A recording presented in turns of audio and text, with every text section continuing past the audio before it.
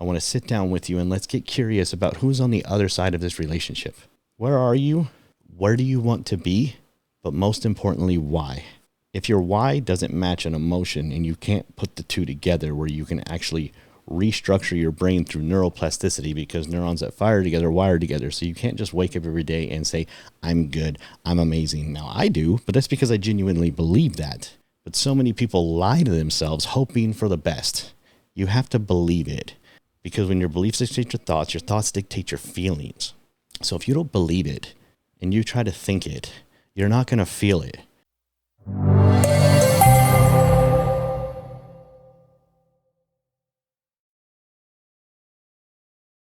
What's going on, everybody? Welcome back to Talk Hard Podcast. It's your man, Brian Gordon.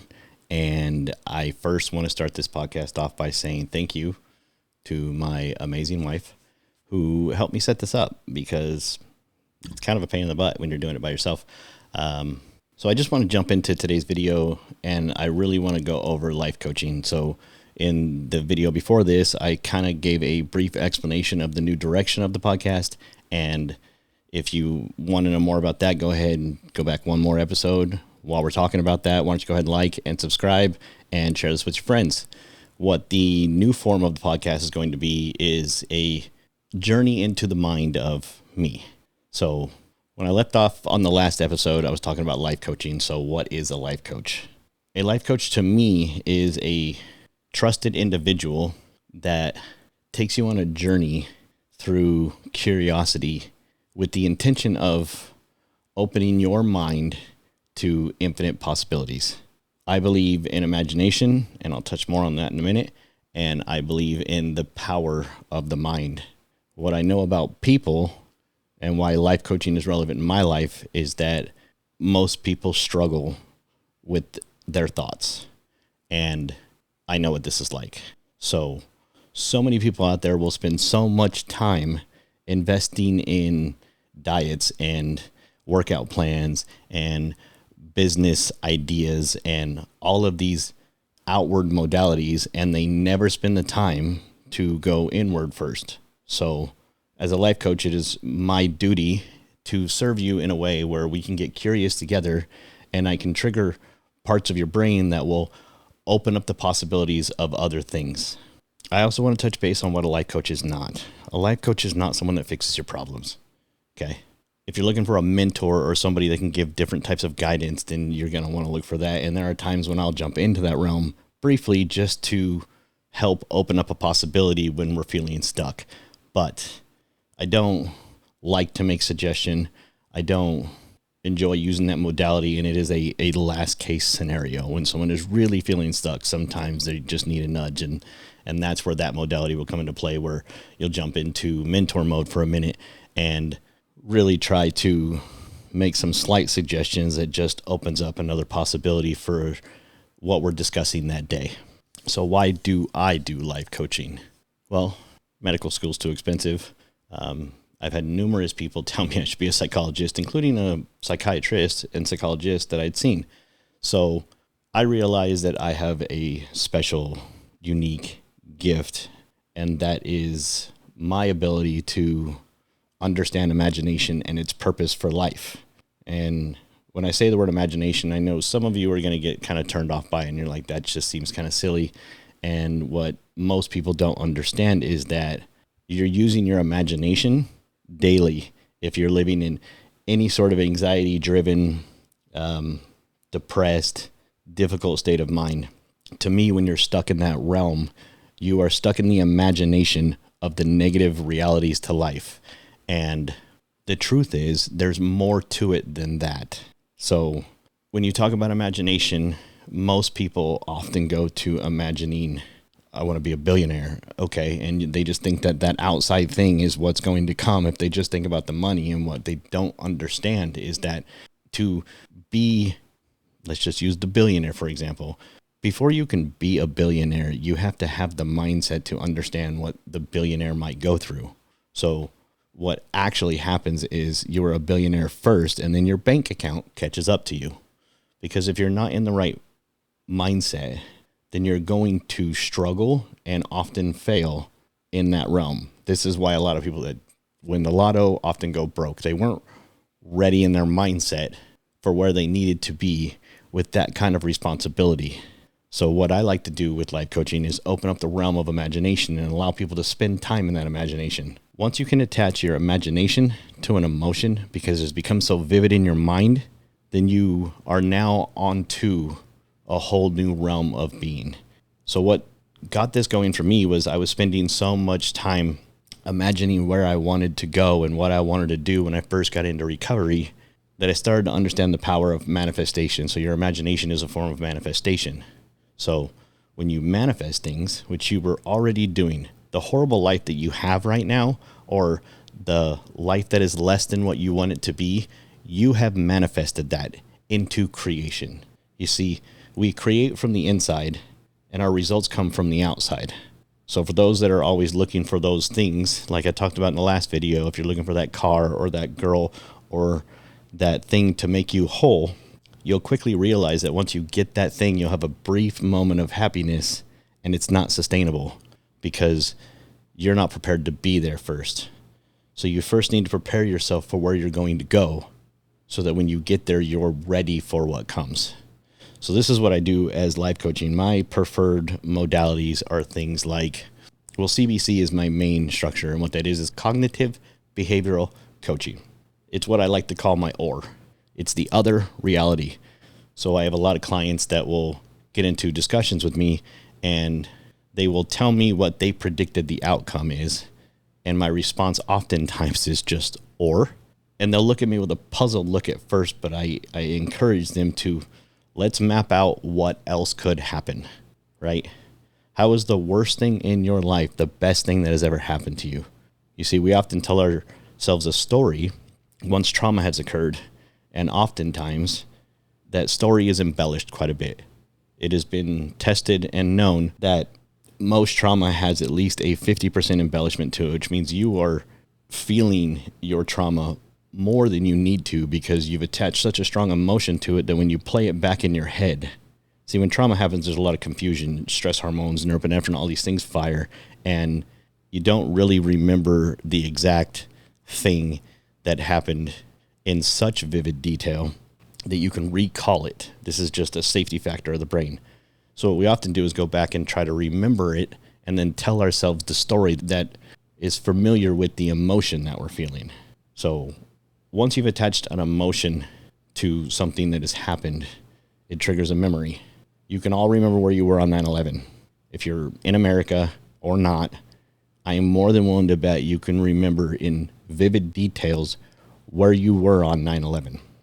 That is because it was a very, very, very important event for America, and that completely changed the history of our country. And we know these are things that will come up in history books. And so we have taken a snapshot of that emotion. Now, when I played back the whole situation, there are often times when I go back and it doesn't quite make sense. And so I'm realizing that I've embellished my story a little bit. What I remember from that day has more to it. And so I wanted to attach that memory to something that I could tell the story about. And it has now become more foggy to me what's going on in that situation because there are other possibilities. So I know what happened with this country. I'm aware of the things, and I have an empathy for those that lost loved ones and friends, family, support systems, lost their livelihood. There's a lot of things that went on during 9/11. And so what I've seen in my research with talking to people from 9/11 is that so many of those people took that moment and used it as a driving force to move them forward. And I love that. So that is something that I want to encourage others to do in situations that aren't quite as traumatic or situations in life in general. So oftentimes the client, I will sit down and we will just discuss possibilities, and we explore these possibilities in a way that they understand that when they're in a moment, you can take a breath and sit back, evaluate your surroundings, and understand the story that you want to tell yourself moving forward. So I briefly touched base in the last video about psychocybernetics. And so what this is the pattern in which our life is created. So you have a belief system. If you were raised in a church, you believe a certain way. If you were raised agnostic, you believe a different way. If you were raised in a certain type of school or around certain individuals, you believe certain types of things. And so those beliefs dictate your thoughts. So I believe that I will always be okay.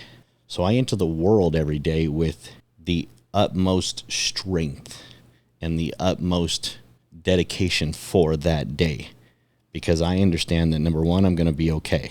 Number two, I can't control when it's not. So I worry about things as things come. I don't try to anticipate the things that are coming. And that is what most of my clients are stuck in. They've had so many different events that they've attached so many different emotions to that they are struggling to rebuild a new thought pattern.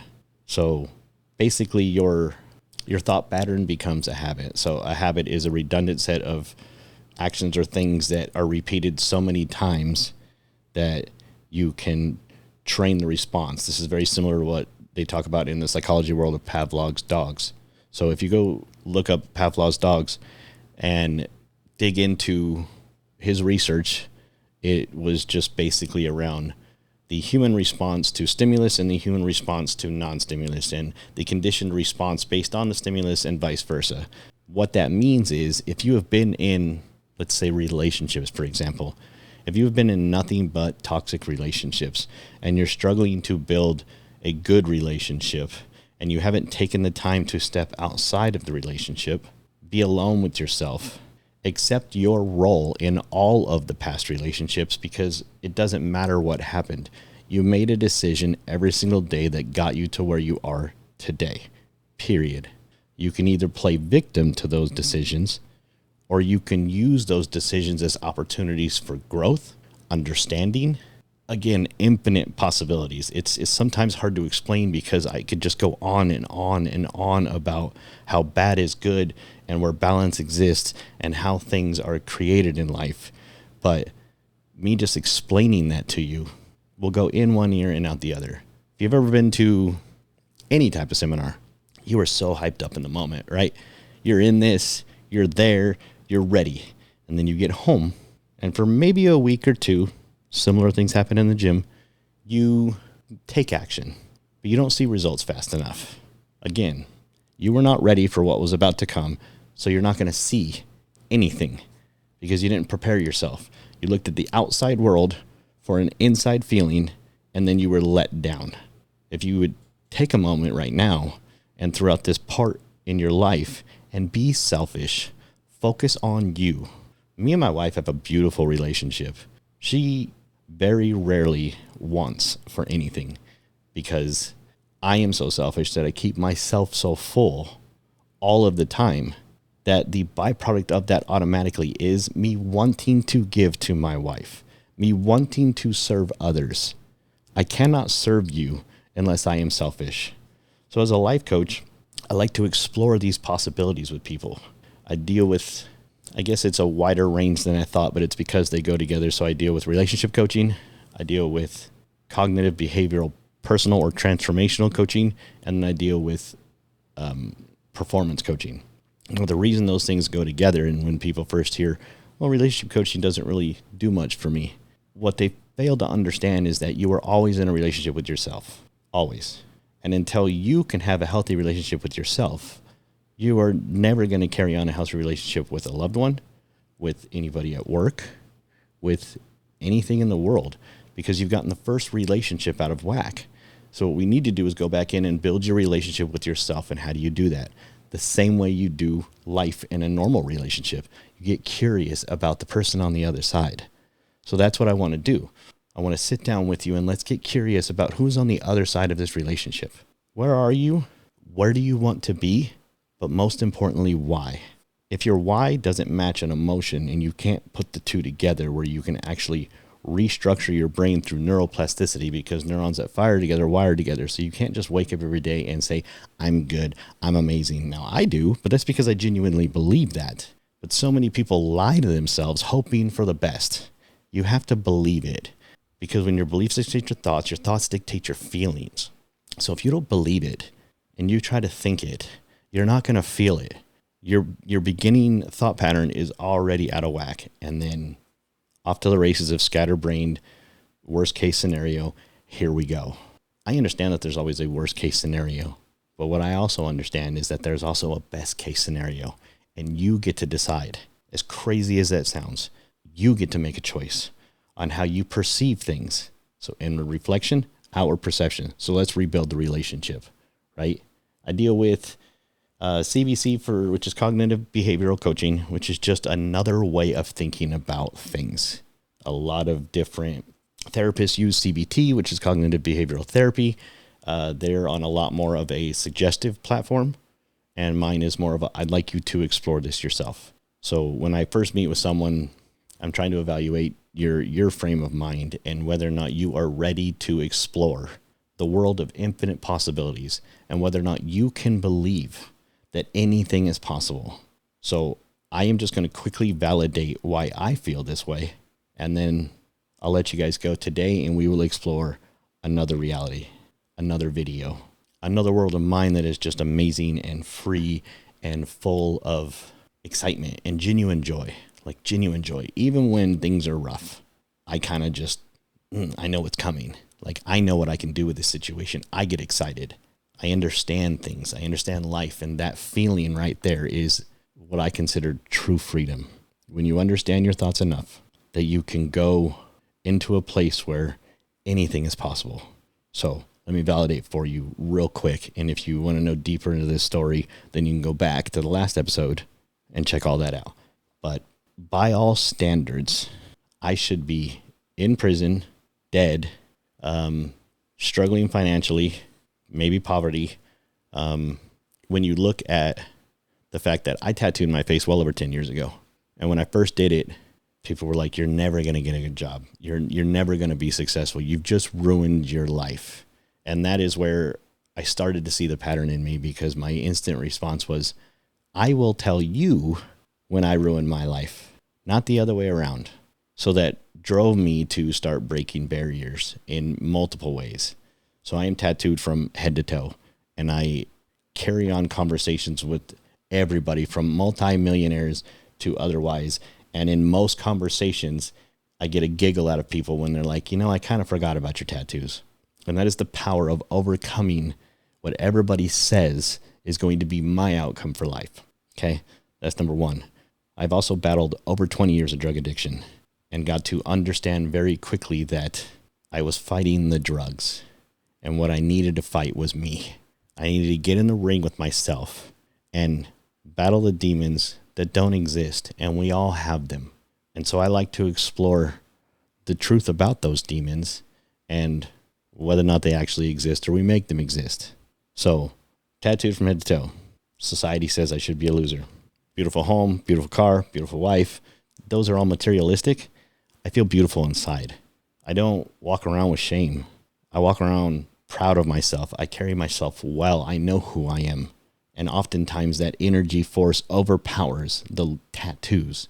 And that is because I have made a decision that I am going to overpower what society says about me on a surface level. And I am breaking the mold left and right. I decided that I needed to stop the drugs. That the only way I was going to stop the drugs was when I actually took a moment and really dug deep.